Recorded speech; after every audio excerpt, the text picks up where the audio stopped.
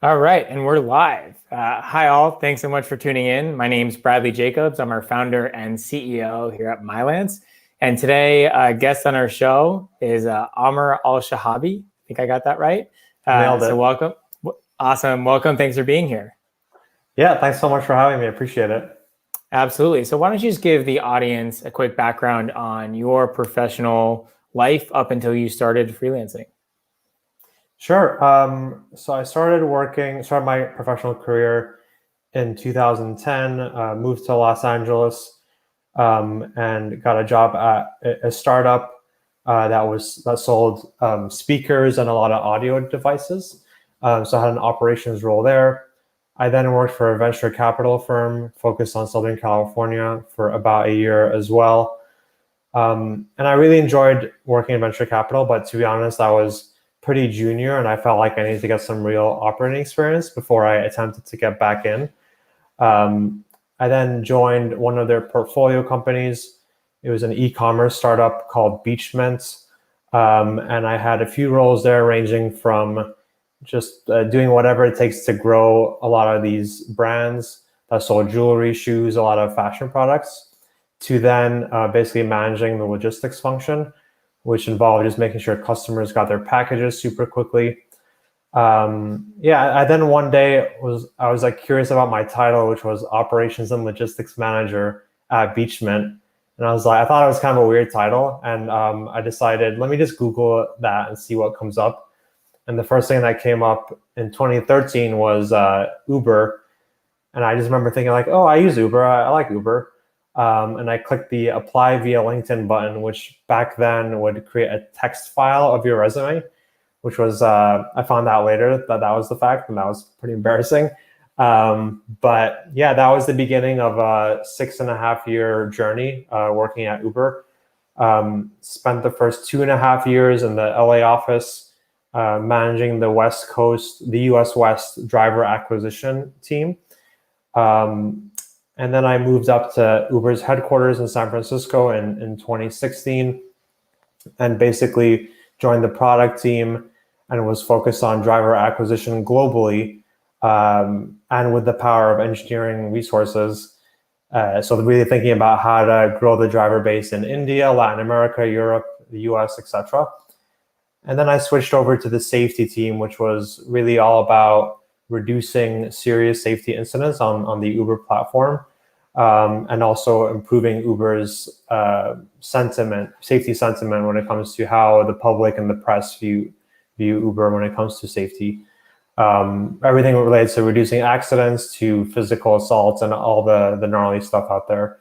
I then decided to move on to the business development team in another global role where I was looking after key technology partnerships that Uber had, ranging from partnerships with Google or Facebook or other big companies. So yeah, that was my consulting experience. Decided to leave Uber last year in August, really to get myself back into the startup scene, and have been really embedded across a variety of accelerator programs and consulting with many different startup founders.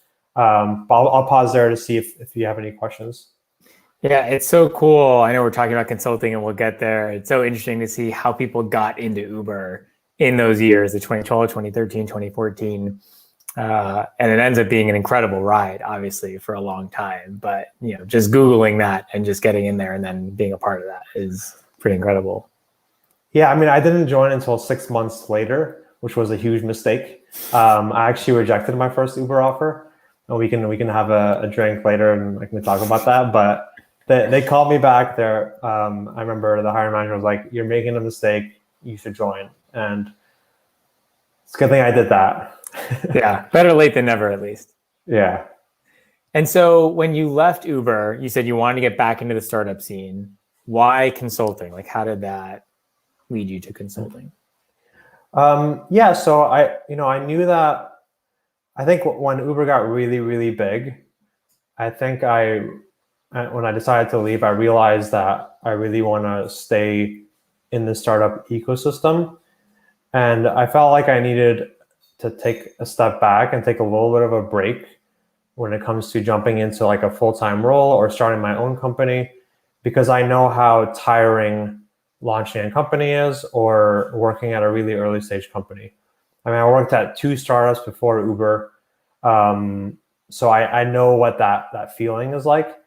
And I kind of saw consulting as a great way to kind of fit, the life that I wanted at the time, where I'm kind of like, spreading myself out around a bunch of different companies, a bunch of different industries, seeing what's out there, not committing to anything, but also, controlling my hours in a way that fits in the needs of my life. So I kind of viewed consulting as a great way to fit that need, which was like a transition phase in my life, but also thinking about how can I dip my toes in a bunch of different places before committing to anything full time. Totally. And one thing we hear a lot is startups, you never know really what you're going to get or what it's going to be like, right? So when you're consulting, you can kind of, as you said, dip your toe in the water, see what it's like, manage your own hours, have the flexibility, and it's kind of the best of all the worlds. One of the most challenging things is getting that first client. So tell us about that. How did you get your first client? What did that look like? Sure. So I guess when I first left Uber, as I just networked my way around a bunch of different programs, actually one of my former managers at Uber reached out to me and flagged a role at a startup that he invested in. It was an executive role at that company. And I just thought to myself, like, oh man, I'm not ready for this. And I just told him, hey, I'm not super ready for a full-time role, but maybe you could introduce me and I can talk to the founder about maybe working part-time and in a consulting capacity. So he introduced me to the CEO and founder, and we chatted about the company, and I kind of let him know that, hey, I'm not at a phase where I'm ready for a full-time role, but would be happy to help you in any area that you feel like I could add value. So that's how I guess I landed my first actual consulting gig. And how did your past manager know that you were open to consulting? Had you reached out to him? Did you post on LinkedIn? Like, how did he even know to reach out to you? I think he was looking to fill that role, to be honest, which was an operations leadership role. And basically I let him know, like, hey, I'm not really super ready. Got it. So it was more, he was looking for a full-time hire. He thought of you, and then you pivoted it to be part-time as a consultant. Exactly. And it sounds like you did that by just being blunt, honest. I'm not open for a full-time thing at the moment. Yep. And the CEO has made jokes many times that he's been trying to get me to join full-time for a while, but I've been pushing back respectfully as much as possible. And also just making sure to add value to the company as much as possible, which is what I've been hopefully doing. And so one of the things that we get all the time at Mylance is, okay, you get that introduction, they're interested in your experiences. Now you need to scope out what this arrangement looks like. And there's kind of no playbook for this out there. How many hours? How do you get paid? How did that go? This was your first real experience in a negotiating consulting gig. What did that look like? Yeah. So to be honest, I had no clue how to set my hourly rate. I kind of just saw what other people were doing, and I know, Bradley, you provided some guidance on what to shoot for. So, I threw an hourly rate to the founder, and he said, okay, cool, looks great. And we didn't really align on a long-term project. It was more of a hey, can you have some conversations with people on the team? Can you interview some folks? And I think basically we just agreed on an hourly rate to work with the team, but I didn't really nail down a number of hours per week or per month, which I think is probably the right thing to do when you're working with a new client. But because I was so new to it, I was pretty flexible around the commitments, and and I had just left Uber too. I wasn't really eager to jump into a serious effort. So does that mean you were keeping a timesheet every week with I work this many hours and this is the hourly rate, and then invoicing him for whatever that was? Yeah, so I still haven't graduated to retainer or project based. I still basically I use QuickBooks, and I use my calendar to manage my life. And for every one of my consulting gigs, if I'm working on a project, I just make sure to write company name on my calendar dash whatever the task I'm doing is. And at the end of the week, I just go into QuickBooks and add on to an invoice that I prepared for the month. So then at the end of the month, I just basically submit the invoice. And that seems to be working for you and the client? Yeah, it's been fine. The main reason I guess I haven't graduated to a retainer method or project fee is because I've definitely built my career in a way that I am a true generalist. I'm not an expert in any one thing. So I haven't done anything enough times to be able to say like, hey, if I do this project for you, it's going to be this many, I'll charge you this much for it. And if you look at my consulting gigs, it's been ranging from hiring and recruiting to corporate strategy and corporate development and fundraising to building new products. And I have other potential consulting gigs that are totally different from all those as well. So I don't have like a rinse and repeat offering, if you will, that I know that is really recommended for many consulting folks. And I know you've had a number of clients since you left Uber and started consulting. You don't have to go through every single one, but generally, how have you gotten each additional client? What have you done that's been successful? Yeah, I'll definitely admit that I am definitely privileged from the sense of making sure I've built my network over the years. So I guess maybe it's not privileged, but I've invested a lot of my time in the last 10 years in building my network. And whether that be at Uber, because I recognize my time at Uber that I was surrounded by a lot of people way smarter than me, and I felt super lucky to be there.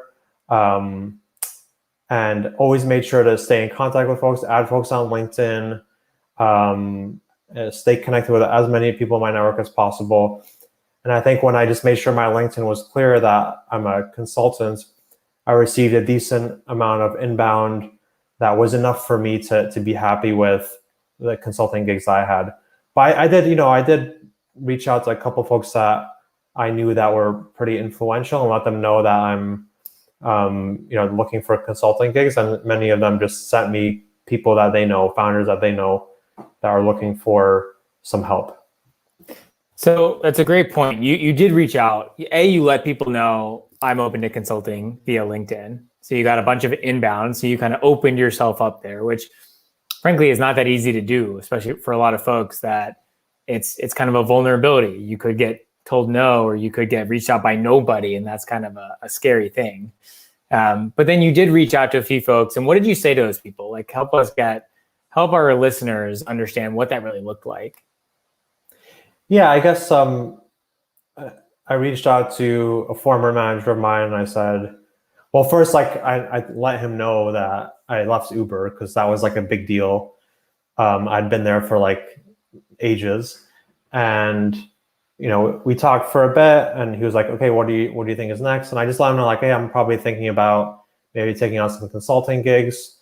Let me know if you know anyone that could use my help." And I think what I learned is that a lot of, because I guess I focused on startups, a lot of startup founders and companies out there, they definitely want to work with folks who have worked in startups in the past and also have worked at rocket ship companies. So I think I think there was a decent amount of appetite from CEOs to work, even if a fraction of my time was available.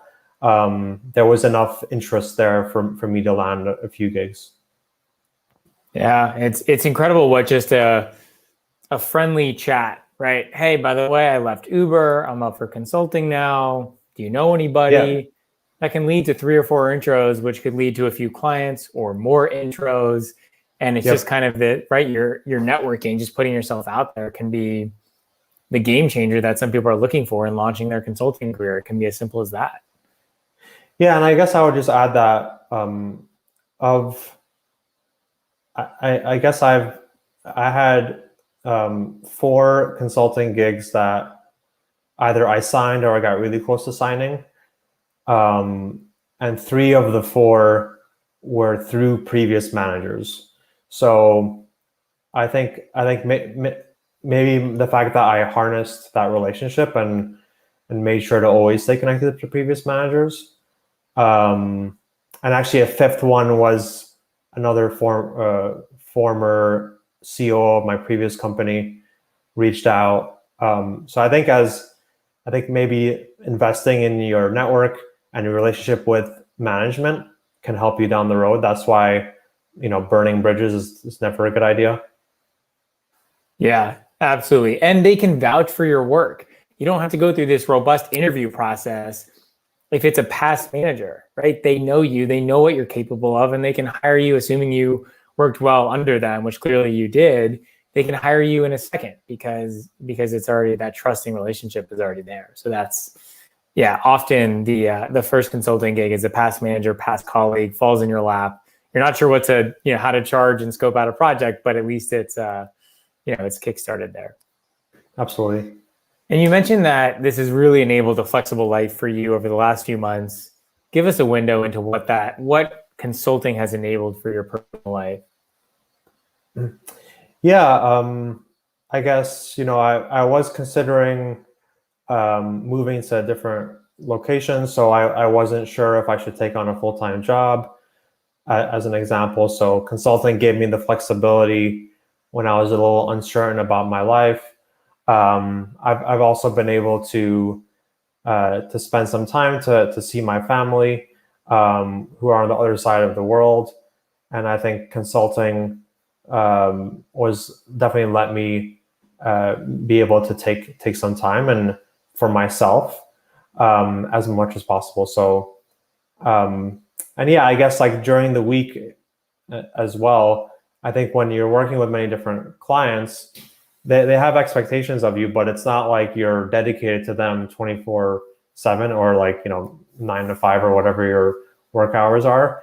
I can just say that I'm unavailable on this day, and no one really asks questions because they don't know if you have 10 other gigs or what else you're doing, because you're a contract worker or a freelancer.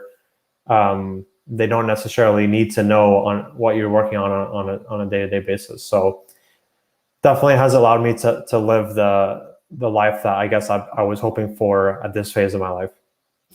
So you have the flexibility, which is amazing. The question is, you don't need to give us specific numbers, but are you replacing that Uber income, that salary? Are you like, how many hours are you working? Give us an idea of what that looks like. I guess like the first few months of the year, definitely, like from a run rate perspective, like absolutely replacing that income. I think the last few months a lot less, because I spent some time traveling and spent some time just disconnecting a little bit. I've also been spending a lot of my time on projects that are equity based. And I think that's just a luxury that I have at this moment, which is I don't necessarily need to collect a cash salary or cash retainers right now. So there's a few of my things that I'm working on that are purely equity based. So I guess it's hard to say if that's replacing my income or not, because who knows what that will end up looking like. Right. Totally. But you're also building out this almost little VC angel portfolio without spending cash, right? You're getting equity in this company and a few different companies along the way. And if you do enough of them, right, that's what a VC does. They spread a bunch of bets and then a few work out and you're in good shape. So yeah, exactly. yeah, as long as you're spending your time. So I think if you were to make an investment in a startup, let's say it's $1,000, well, how much of your time are you spending on that project? What is your hourly rate, if you will, and how much time are you spending on it? You are making an investment. It's just with your time, and also there's like the time value of money too, which you can get into. Yeah. How do you think about your hourly rate? I don't know if you're willing to share any numbers with us, but what do you want it to be? What are you really getting? Are you able to share with our audience what that looks like for you? I'd love to share it, but I guess I've been constantly like in this phase of like, I'm not sure what it should be. Is it too high? Is it too low? I've gotten all sorts of feedback ranging from it's way too high to no, you should stick with that number. It's a good number. So I think at the end of the day, I took your advice, which was, what was the total compensation that you were making or looking to make at your previous full-time role, and then also add a certain premium over that because of the fact that it's an inconsistent job, one, and you have other costs like healthcare, which you're covering on your own, and also like taxes that you have to pay that usually companies pay for you. So I tried to think of all that, and I just added extra on top of that just experiment, to be honest. Like, let's just see if this works or not. And for a while it worked, but as I've been like, I guess, talking to different clients, talking with existing clients, I've been adjusting that down a little bit just to be as fair as possible and make sure I do get enough clients out there. It's also depending on the client, right? If you're working, it sounds like you work with a lot of early stage companies. They're not exactly flush with cash. Cash is king for a startup. And so you're working for a publicly traded company. It's a very different story. But early stage companies need to be a little bit more careful with their cash. Yeah, totally. And I've worked out arrangements with some that were thought I was too high to get a portion of my pay in equity. So the cash hit wasn't as hurtful, I guess. Great. As we wind down here, what is one piece of advice or thought that you'd want to share with a newer freelancer, either someone getting into their freelance career or really just starting out? I guess like the areas that I've found helpful are, one, I just think in general, like harnessing your network is super important. And yeah, reaching out to like maybe previous managers or folks that are have influential roles and kind of ask them for their advice on like, hey, if folks that are hiring or looking for consultants to help in any specific areas, like please share my name out there. I've been relying on your community quite a bit to just ask a lot of questions. In the Mylance Slack, for example, I always throw in questions in there around asking people for feedback or how they would handle certain scenarios as I've been really figuring this stuff out. Because I think freelancing is a little bit of a lonely experience, I guess. Sorry to like speak negatively, but you're kind of an outsider in these companies that you're working with.